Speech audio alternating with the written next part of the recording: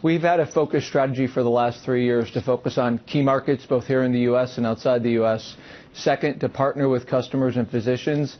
And 3, to continue to invest in our business over the 3 years. So we've not ebbed and flowed in those investments. And that focus on our customers and partnering with physicians is boding well for us because we're retaining our clients, we're expanding relationships, and we're adding new relationships to the company.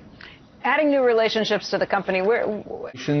Outside the U.S., we sell to corporations and individuals, so we're both adding corporations as relationships in the U.S. and bringing solutions to their employees, and then growing with individuals outside the U.S. We're really targeting in the U.S. those employers who value what we call incentive and engagement programs to focus on health improvement, productivity improvement, and of course making sure the programs are there for individuals dealing with chronic care and acute care. And more employers are looking for ways to control costs and realizing that improving health and engaging employees is a better means to do so. We have heard that from improve the employment base. In fact, Cigna as an employer is actually growing our employment base. But we see that directly within our revenue challenges. We've been able to overcome that and still grow.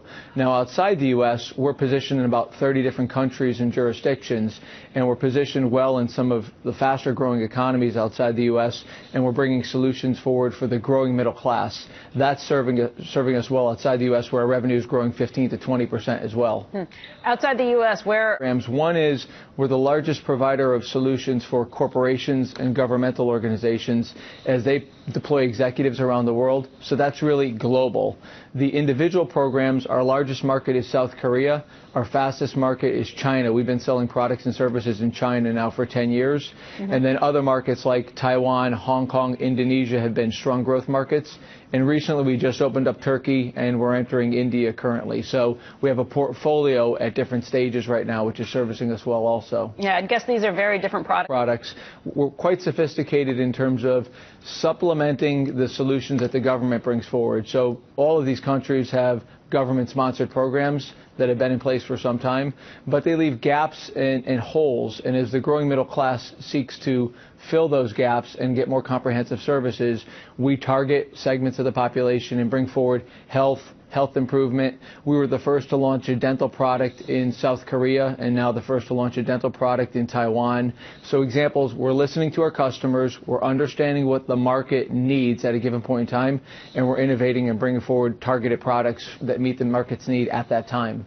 How much of your revenue? Very successful acquisition this year that we closed in January 31st that adds about another $6 billion of revenue back here in the United States. So outside the U.S., we have order of magnitude about 20% of our revenue base prior to that acquisition outside the U.S.